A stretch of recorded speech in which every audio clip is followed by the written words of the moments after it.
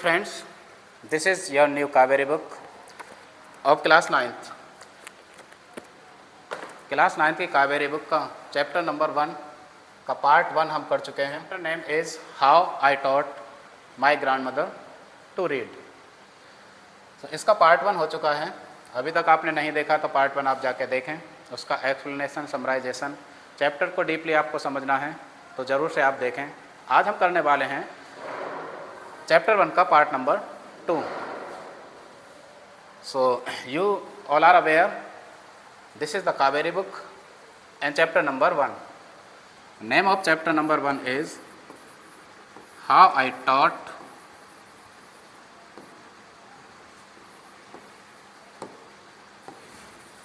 my grandmother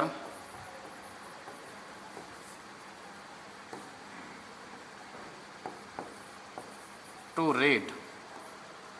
This chapter is written by Sudha Murty. You know Sudha Murty is a Kannada writer. So इन्होंने ये लिखा है. सुधा मूर्ति हमेशा से वुमेन एम्पावरमेंट यानी नारी सशक्तिकरण के ऊपर उनकी जितनी भी स्टोरीज हैं वो लिखते हैं. सो एनसीईआरटी के कावेरी बुक का चैप्टर नंबर 1 ये चैप्टर है, हम इसको डिस्कस करने वाले हैं. सो फ्रेंड्स, ये चैप्टर 1 का पार्ट 2 है. आप अपने फ्रेंड्स के साथ शेयर करें. अभी तक हमारे चैनल को सब्सक्राइब नहीं किया है तो सब्सक्राइब करें. So let me start. Last जो डिस्कस करा था, स्टार्ट करने से पहले इसमें जो कहानी थी, सुधा मूर्ति खुद से नरेट कर रही हैं कहानी, जो कि एक 12 ईयर ओल्ड एक चाइल्ड हैं, एक बच्चे हैं उस समय, यानी उनका बचपन है. उनका कन्वर्सेशन उनके ग्रैंड मदर से है. ठीक है, तो लास्ट पार्ट के लिए आप देख लेंगे first part. I could not understand why my 62-year-old grandmother was telling me, a 12-year-old, the story of her life middle of the night.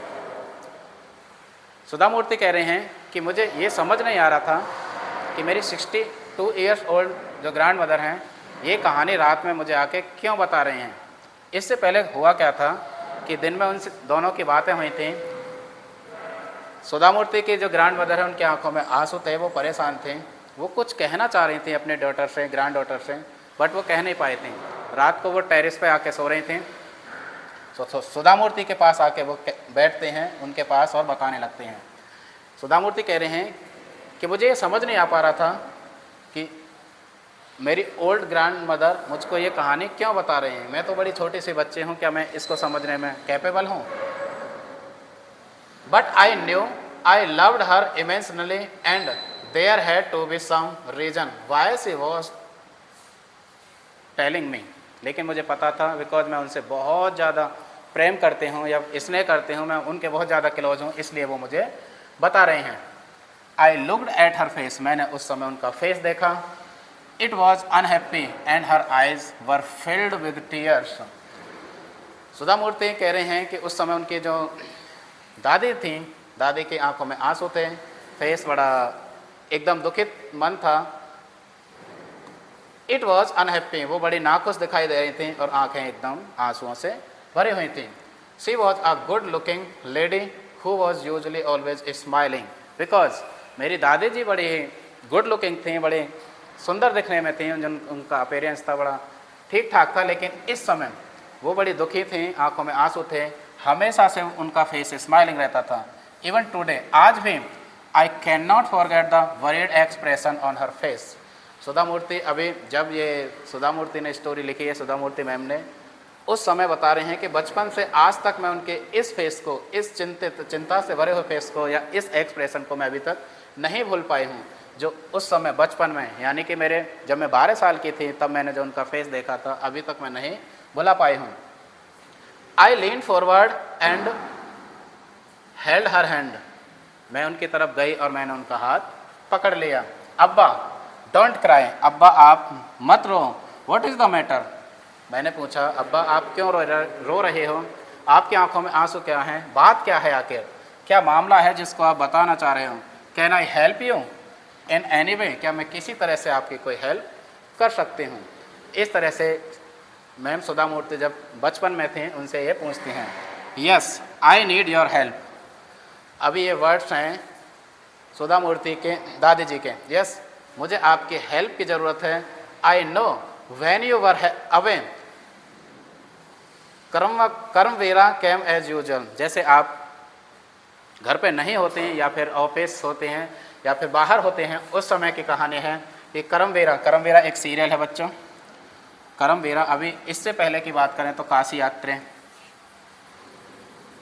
अभी तक की कहानी में क्या हुआ है,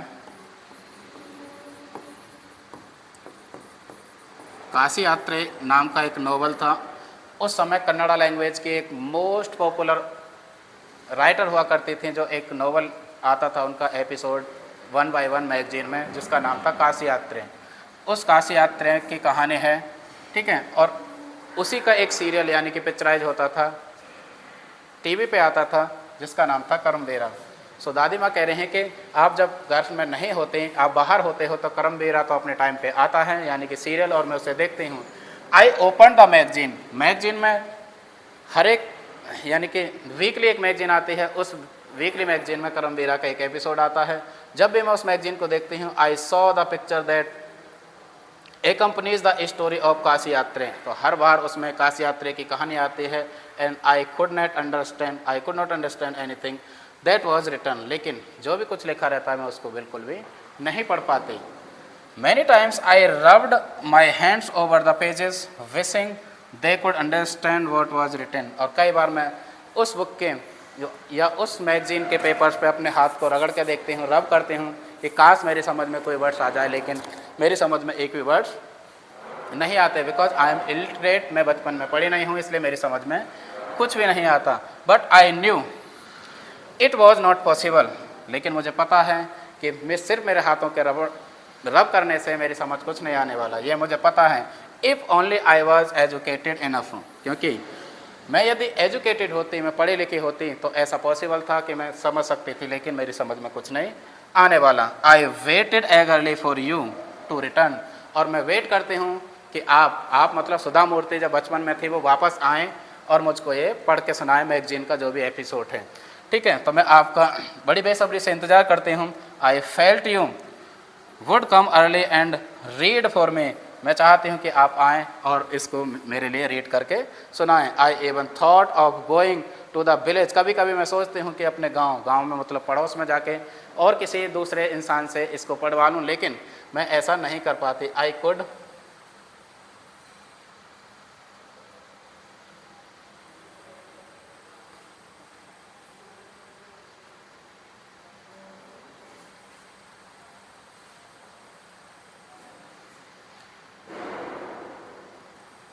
I could have asked somebody in this village but I was too embarrassed। मैं किसी से पूछने की कोशिश तो करती हूँ कि कोई मुझे इस मैगजीन का ये वाला एपिसोड पढ़ के सुना दें, लेकिन मुझे बड़ी शर्मिंदगी महसूस होती है कि मेरे होते हुए यानी कि मैं 62 ईयर्स की हूँ और मुझसे ये पढ़ा नहीं जा रहा। I felt very dependent and helpless, मैं उस समय बड़ी अपने आप को मजबूर और आत्मनिर्भर नहीं समझती, मैं बड़ी मजबूर और शर्मिंदगी से भर जाती हूँ, या मुझे ऐसा महसूस होता है कि इस एज में मुझसे एक छोटा सा एपिसोड नहीं पढ़ा जा रहा। We are well off but what use is money when I can not be independent. और वो कहते हैं इस लाइफ की एक कड़वी सच्चाई को वो बताते हैं कि इतना धन दौलत है, मनी है, सब कुछ हमारे पास है, लेकिन मैं एक छोटा सा एपिसोड नहीं पढ़ पा रही, तो ये सब कुछ वेस्ट ऑफ टाइम है। मैं इतनी एज में आके सब कुछ हो गया, मेरे नाती पोते हो गए, मेरे ग्रैंड डॉटर ग्रैंड सन हो गए, मेरे पास बंगला है, घर है, लेकिन मैं सेल्फ इंडिपेंडेंट एक छोटे से एपिसोड को नहीं पढ़ पा रही हूँ, तो ये सारी चीज़ें बिल्कुल बेकार की हैं। I did not know what to answer. अभी सुधा मूर्ति जी कह रही हैं कि मुझे बिल्कुल नहीं पता चला, पढ़ पा रहा था कि मुझे क्या आंसर करना चाहिए, मैं सिर्फ दादी जी की इन बातों को सुन रही थी। अब्बा कॉन्टिन्यूड, बच्चों बताओ ये अब्बा किसके लिए आया, ये वर्ड यहाँ पे कन्नड़ा लैंग्वेज में अब्बा आया है उनकी ग्रैंड मदर यानी माँ के लिए। माँ को वो अब्बा कहते थे, यहाँ पे उनकी ग्रैंड मदर यानी दादी जी हैं, उनको वो अब्बा कहते हैं, ये कन्नड़ा लैंग्वेज का वर्ड है। अब्बा कॉन्टिन्यूड, अब्बा आगे बताती चली जाती हैं, I have decided I want to learn the Kannada alphabet from tomorrow onwards. और दादी जी बड़ी हताश होते हुए बड़े दुखित मन से कहते हैं कि मैंने डिसाइड कर लिया है कि मुझे कन्नड़ा लैंग्वेज के अल्फ़ाबेट सीखने हैं, जिससे कि मैं मैगजीन के मैं आए हुए काशी यात्रा के हर एक एपिसोड को पढ़ सकूं। आई विल वर्क वेरी हार्ड, और कहते हैं कि मैं बहुत कठिन परिश्रम या कड़ी मेहनत करूंगी ये सीखने के लिए। I will keeps Saraswati Puja day during Dussehra as I deadline, और वो डेडलाइन रखते हैं कि मैं दशहरा तक ये सब कुछ मुझे सीखना है, यानी कन्नड़ा अल्फ़ाबेट मुझे दशहरा तक सीखने हैं। हम शुरू करेंगे कल से शुरू करने के बाद दशहरा तक ये मुझे डेडलाइन है और मुझे ये सीखना है। That day I should be able to read a novel on my own, और उस दिन यानी कि दशहरा हम पूजा रखेंगे, पूजा तक मेरी डेडलाइन है कि मैं पढ़ना सीख जाऊँ, कन्नड़ा लैंग्वेज सीख जाऊँ, और उस समय में फिर इतनी कैपेबल हो जाऊँ। I did not know what to answer. Sudha Murty कहते हैं कि मुझे बिल्कुल उस समय समझ नहीं आया कि मुझे क्या आंसर करना चाहिए। अब्बा कंटिन्यू करते नहीं। Abba is a word from the language Kannada, it means mother, but here Sudha Murthy ma'am अपने दादी माँ के लिए अब्बा यूज करते हैं। आई हैव डिसाइडेड, और मैंने डिसाइडेड कर लिया है, मैंने निश्चय कर लिया है कि I want to learn the Kannada alphabet from tomorrow onwards. कल से मुझे कन्नड़ा लैंग्वेज सीखनी है। सुधा मूर्ति उस समय अपने बचपन में थी, सिर्फ 12 ईयर की थी, और वो बता रहे हैं कि दादी माँ ये कहती हैं कि कल से ही मुझे अल्फ़ाबेट यानी कन्नड़ा लैंग्वेज सीखनी है, जिससे कि मैं किसी भी मैगजीन, किसी भी न्यूज़पेपर को पढ़ सकूँ। I will work very hard, मैं बहुत कठिन परिश्रम करूँगी। I will keep Saraswati Puja day during Dussehra as the deadline. Deadline मतलब जब तक हम सीखेंगे वो डेडलाइन होगी, दशहरा होगा, दशहरा पे हम पूजा रखेंगे, और उस समय तक मैं कन्नड़ा लैंग्वेज को पूरी तरह से उसके अल्फ़ाबेट या फिर पढ़ने में कैपेबल हो जाऊंगी। That day I should be able to read a novel on my own, और उस दिन मतलब दशहरा जो डेडलाइन रखती हैं दादी माँ, उस दिन से मैं अपने खुद से इतनी कैपेबल हो जाऊंगी कि मैं खुद से, जो मैगजीन में हर बार काशी यात्रा का एक एपिसोड आता है, मैं उसको पढ़ने में कैपेबल होंगे और मैं खुद से पढ़ लिया करूँगी। I want to be independent, मुझे इंडिपेंडेंट होना है, मुझे किसी के भरोसे नहीं रहना। कई बार सुधा मूर्ति घर पे नहीं रहती तो उनको वेट करना पड़ता है कि सुधा मूर्ति आएँ, और दादी माँ, देखो ये दादी माँ है, ये उनकी छोटी सी प्यारी सी ग्रैंड डॉटर हैं, तो ये पढ़ के सुनाती हैं एपिसोड को, बिकॉज ये पढ़ी लिखी थी। दादी माँ उस समय पढ़ी लिखी नहीं थी, क्योंकि सोसाइटी की मेंटलिटी ऐसी थी कि उस समय गर्ल्स को पढ़ने नहीं दिया जाता था, और दादी माँ की शादी बहुत जल्दी हो गई थी। दादी माँ इसी चैप्टर में बताते हैं। सो इसलिए इनका वेट कर रही थी, और वो चाहते हैं कि मुझे इंडिपेंडेंट होना है, और डेडलाइन वो दशहरा के रख देती हैं। आई सॉ द डिटर्मिनेशन, और हर फेस, सुधा मूर्ति मैम कहते हैं कि उस समय मैंने अपनी दादी माँ के फेस में बिल्कुल डिटर्मिनेशन देखा। येट लाफ्ड एट हर, लेकिन एक बार मुझे हंसी भी आई कि इस एज में दादी माँ ऐसा कैसे कह सकते हैं, कैसा सोच सकते हैं। इस एज में कौन ही पढ़ता जिसके ग्रैंड सन हो, ग्रैंड डॉटर हो, और वो उस एज में हो कि उनके रिंकल पड़ी हुई हैं, झुर्रियाँ हैं, स्पेक्टिकल्स यानी कि चश्मे लगे हुए हैं, तो उस एज में कौन ही पढ़ रहा है। बट मैं हंसने लगी, मुझे बड़ी हंसी भी आ रही थी। Abba, at this age of 62 you want to learn the alphabet, और मैंने फटाक से एक क्वेश्चन करा कि अब दादी माँ आप इस एज मतलब 62 की एज में आप सीखना चाहते हो, है ना। मैंने एक मजाक के अंदाज में ऐसा उनसे पूछा। All your here is grey, सारे के सारे बाल आपके ग्रे हो चुके हैं। योर हैंड्स आर रिंकल्ड, हाथों पे झुर्रियाँ पड़ी हुई हैं। यू वियर स्पेक्टिकल्स, और आप स्पेक्टिकल्स यानी चश्मा पहन रहे हो, तो आप कैसे ये सोच सकते हो कि तुमको पढ़ना है।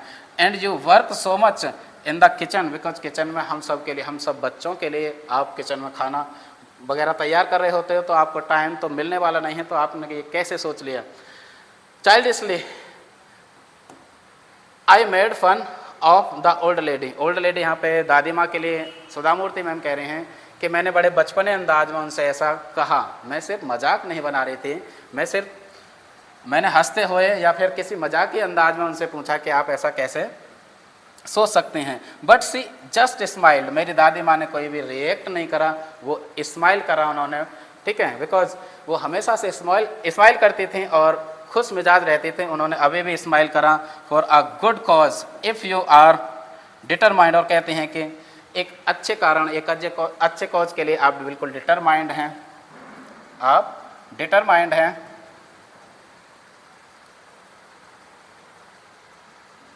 और करना चाहते हैं, लाइफ में कुछ ना कुछ करना चाहते हैं, तो किसी तरह की कोई एज गैप या एज मैटर नहीं करती, ठीक है।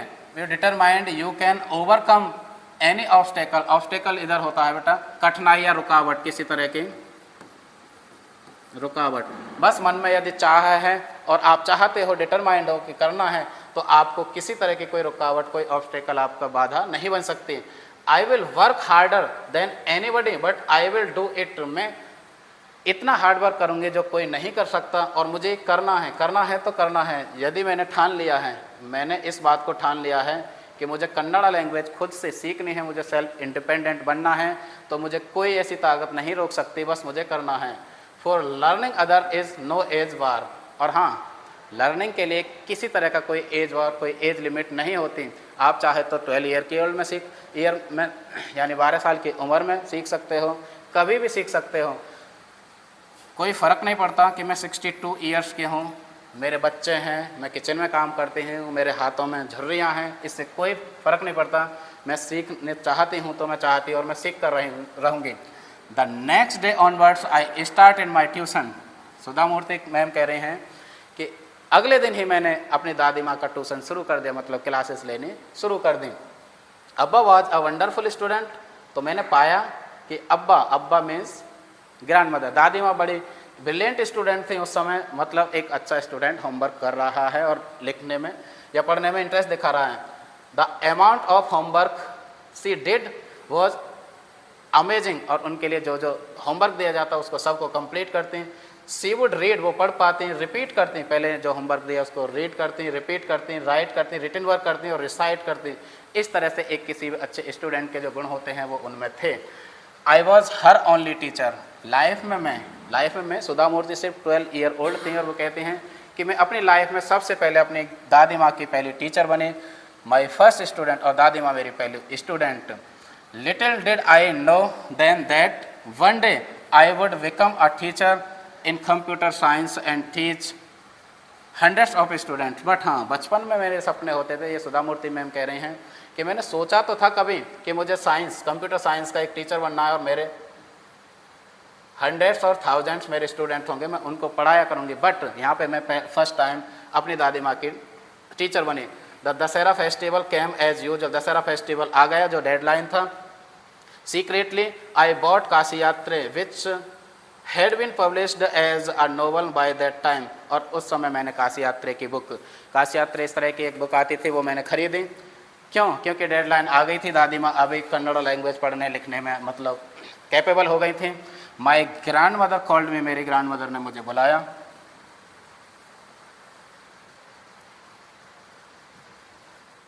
The next day onwards I start in my tuition, अब्बा वॉज अ वंडरफुल स्टूडेंट। सो अगले दिन से मतलब मैंने दादी माँ को पढ़ाना शुरू कर दिया, और मैंने पाया कि दादी माँ बड़ी ही ब्रिलियंट स्टूडेंट थी, वंडरफुल स्टूडेंट थी, बड़ी शानदार स्टूडेंट थी। शानदार स्टूडेंट से यहाँ पे मतलब है कि किसी हम बच्चे को या किसी स्टूडेंट को उसका होमवर्क दे रहे हैं, क्लास में उसे पढ़ा रहे हैं, तो वो बड़े अच्छे से उसका रेस्पॉन्स कर रहा है, फीडबैक दे रहा है, किसी रिटन वर्क को कर पा रहा है, तो वो एक अच्छा स्टूडेंट है। The amount of homework she did was amazing, जितना भी होमवर्क उनको दिया जाता था बड़ा अमेजिंगली वो करते थे। 62 ईयर की एज में मैंने एक स्टूडेंट पाया, ये सुधा मूर्ति जी कह रहे हैं कि जो मेरी दादी माँ थी, मैं उनको जो भी होमवर्क देती हैं वो बड़े आसानी से और बड़े अच्छी तरीके से कर रही थी। सो मैंने पाया कि वो बड़ी वंडरफुल एक स्टूडेंट थी। Okay, she would read repeat, वो पढ़ सकती थी, वो रिपीट करती थी, वो राइट करती थी, एंड रिसाइट, जो भी मैं वर्क देती थी सुनाने के लिए वो बड़े आसानी से सुना पा रही थी। I was her only teacher and she was my first student. मैं अपनी लाइफ मीन्स बचपन में सिर्फ वो 12 ईयर की थी, और वो कहती हैं कि मैंने जब उनको पढ़ाना शुरू करा दादी माँ को, तो मेरी वो कौन थी? फर्स्ट स्टूडेंट, और मैं पहली उनकी टीचर बनी। Little did I know then that one day I would become a teacher. लेकिन मैं कभी कभी सोचती थी कि मुझे लाइफ में टीचर बनना है, और मैं कंप्यूटर साइंस के यानी सब्जेक्ट, मैं कंप्यूटर साइंस की टीचर बनूंगी। सुधा मूर्ति जी कह रही हैं कि मैं कंप्यूटर साइंस की टीचर बनना चाहती थी, और मैं चाहती थी कि एक समय ऐसा है कि मेरी क्लास में सैकड़ों स्टूडेंट्स हों और मैं उनको पढ़ाऊं। बट अभी क्या, मैं अपनी दादी माँ की पहली टीचर बन जाती हूँ और वो मेरी पहली स्टूडेंट बनते हैं।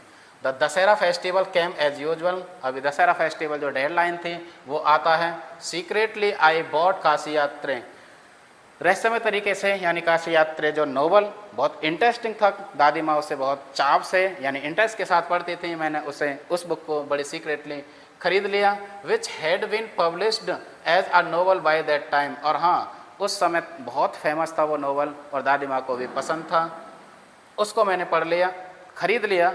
माई ग्रैंड मदर कॉल्ड मी, और मेरी ग्रैंड मदर उस दिन मुझे ग्रैंड मदर बुलाती हैं।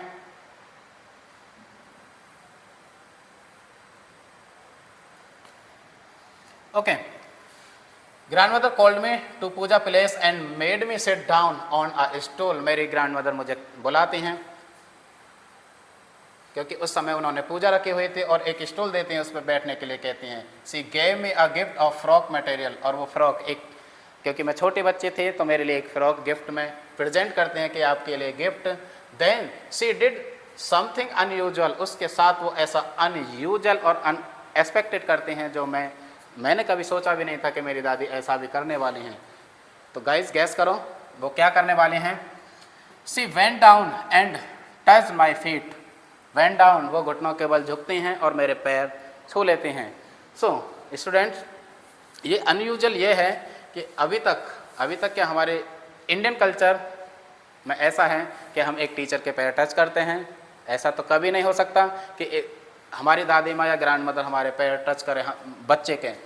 तो सुधा मूर्ति कह रहे हैं मेरे लिए बड़ा अनयूजुअल था कि दादी माँ आई, अपने घुटनों पे बैठी, मुझे पूजा के प्लेस पे बुलाया और झुकने के बाद मेरे पैर उन्होंने टच कर लिए। मेरे लिए बड़ा अनएक्सपेक्टेड और बड़ा अनयूजुअल था।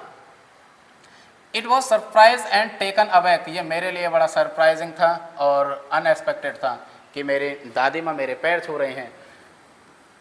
Elders never touch the feet of youngsters, कभी भी हमारे इंडियन कल्चर में कोई भी एल्डर यंगस्टर के पैर नहीं छूता। We have always touch the feet of God, हम सिर्फ भगवान यानी गॉड और एल्डर्स अपने से बड़ों के पैर छूते हैं, ये हमारा इंडियन कल्चर है। एंड टीचर्स, और हम अपने टीचर्स के। सो हमारा इंडियन कल्चर क्या कहता है, सिर्फ हम गॉड यानी भगवान के पैर टच करते हैं, अपने एल्डर्स अपने बड़ों के और टीचर्स के पैर छूते हैं। बट यहाँ पे उल्टा हो गया कि दादी माँ ने मेरे पैर टच करें। उस समय मुझे बड़ा, एक समय को तो बुरा लगा और मैं समझ नहीं पा रही थी कि दादी माँ ऐसा क्यों कर रही हैं। We consider that as a mark of respect, it is a great tradition, but today the reverse had happened. Obvious है कि ये एक रेस्पेक्ट का तरीका है कि पैर टच करना, लेकिन मेरे लिए तो ये रिवर्स एक उल्टा हो गया था ना। यदि मैं अपनी दादी माँ यानी ग्रैंड मदर के यदि मैं पैर छूते हूँ तो ये तो रेस्पेक्ट का एक तरीका है, हमारा ट्रेडिशन है, बट ये तो उसका रिवर्स, उसका उल्टा हो गया कि दादी माँ मेरे पैर छू रही थी। लाइफ में पहली बार मेरे साथ ऐसा हुआ, अदरवाइज तो मैं हमेशा दादी माँ के पैर छूती थी। इट वॉज नॉट करेक्ट, तो मेरे लिए जितना मैं उस समय समझ पा रही थी मेरे लिए तो बिल्कुल करेक्ट यानी बिल्कुल सच नहीं था। सी सैड, बच्चों बताओ ये सी किसके लिए आया, ये प्रोनाउन सी यहाँ पे किसके लिए आया। उन्होंने मुझसे कहा I am touching the feet of a teacher, मैं एक टीचर यानी कि एक स्टूडेंट अपने एक शिक्षक के पैर छू रही हूँ। ये सी आया यहाँ पे ग्रैंड मदर के लिए यानी दादी माँ के लिए। मैं अपनी डॉटर यानी कि अपनी बेटी के पैर नहीं छू रही, मैं यहाँ पे एक टीचर, तुमको एक टीचर मान के पैर छू रही हूँ, ये ऐसा दादी माँ कहते हैं। नॉट माई ग्रैंड डॉटर, मैं तुमको अपनी ग्रैंड डॉटर यहाँ पे नहीं समझ रही। A teacher who taught me so well, एक ऐसा टीचर जिसने मुझे बहुत अच्छे तरीके से पढ़ाया। With so much of affection that I can read any novel confidently in such a short period, इस छोटे से पीरियड में, छोटे से पीरियड मतलब उन्होंने पढ़ाई शुरू करी थी, कन्नड़ लैंग्वेज सीखनी शुरू करी थी और दशहरा डेडलाइन रखी थी। ये दशहरा की पूजा की बातें हो रही हैं, जब दादी माँ बुलाते हैं सुधा मूर्ति जी को और उनके पैर टच करते हैं तो ये अनयूजुअल उनके साथ ऐसा होता है। और कहते हैं कि मैं यहाँ पे अपने टीचर के पैर छू रही हूँ क्योंकि ऐसा टीचर मुझे मिला मेरी लाइफ में, पहली लाइफ में, क्योंकि इस बुढ़ापे में मुझे एक टीचर मिला, मैं बचपन में तो नहीं पढ़ पाई थी, जिसने मुझे एक शॉर्ट टाइम में बहुत अच्छे से कॉन्फिडेंटली पढ़ना सिखा दिया। अब मैं किसी तरह का कोई भी नोवेल खुद से पढ़ सकती हूँ। नाउ आई एम इंडिपेंडेंट, अब मैं इंडिपेंडेंट हो गई हूँ, अब मुझे किसी की ज़रूरत नहीं है कि मैं किसी गांव में किसी दूसरे इंसान से जाके ये नोवेल का जो एपिसोड मैगजीन में आता है इसको पढ़वाऊँ, या फिर इवन मैं अपनी ग्रैंड डॉटर से भी इसे पढ़वाऊँ। It was my duty to respect a teacher, so इसीलिए मेरा ये कर्तव्य है कि मैं अपने टीचर का रेस्पेक्ट करूँ। Is it not written in our script that a teacher should be respected? और मुझसे कहते हैं, दादी माँ मुझसे कहते हैं, क्या ये हमारे स्क्रिप्चर्स से मतलब क्या हमारे धार्मिक ग्रंथ वगैरह में नहीं लिखा? क्या हमारी ट्रेडिशन ये नहीं सिखाती कि हम अपने टीचर का रेस्पेक्ट करें? बिल्कुल ऑब्वियस है कि ये सिखाती है, इसलिए मैंने अपने टीचर के पैर यहाँ पे टच करे हैं, irrespective of the gender and as.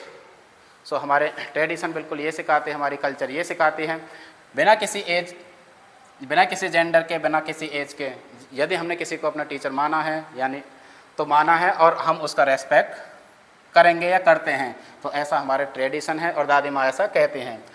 I did return her namaskar to her by touching her feet and gave my gift to my first student. अभी नंबर आता है सुधा मूर्ति मैम का। सुधा मूर्ति मैम कहते हैं कि दादी माँ ने मेरे पैर टच करें, उसके बाद मैंने भी उनको नमस्कार करा, उनके पैर छुए, और जो मैंने गिफ्ट लेकर रखा था सीक्रेटली, गिफ्ट क्या लेकर रखा था, जो काशी यात्री उनका बहुत फेवरेट नोवेल था, उसकी बुक पब्लिश हो चुकी थी, वो मैंने लेकर रखी थी, मैंने उनको वो प्रेजेंट करी और मैंने उनके भी पैर टच करें। She opened it and read immediately the title Kashi Yatri. उन्होंने उसको अनबॉक्स करा, जो भी बॉक्स मैंने दिया था, और उन्होंने पाया कि उस पर उस मैगजीन नहीं, अभी जो बुक छप के आ गई थी नोवेल, उस पर काशी यात्री लिखा था, जिसको वो चाहती थी। दादी माँ बड़ी इंटरेस्ट लेती थी उस समय हर एक एपिसोड को पढ़ने में मैगजीन में काशी यात्री का। सो अभी उनको एक पूरी की पूरी बुक मिल जाती है तो वो बड़ी खुश होती हैं, और उस पर लिखा हुआ था काशी यात्री बाय त्रिवेणी। त्रिवेणी उस समय की बहुत पॉपुलर राइटर थी जिन्होंने ये काशी यात्री लिखा था। एंड द पब्लिशर्स नेम, उस समय उस पर पब्लिशर्स नेम था। I knew then that my student had passed with flying colors, और मैंने पाया कि मेरा स्टूडेंट बहुत खुश हो गया और नाचने गाने लगा। इस तरह से इस कहानी का यानी इस स्टोरी का how I taught my grand mother to read एंड होता है। सो स्टूडेंट्स, ये था चैप्टर नंबर 1 कावेरी का। इसके बाद अभी आप चाहते हैं कि इसके हम बुक एक्सरसाइज और क्वेश्चंस की सीरीज लेकर आएँ, तो आप कमेंट बॉक्स में आप लिख सकते हैं। और अभी तक इसका फर्स्ट पार्ट आपने नहीं देखा तो इसके फर्स्ट पार्ट को आप देखिए, जिससे आपका पार्ट 1 और पार्ट 2 अच्छे से समझ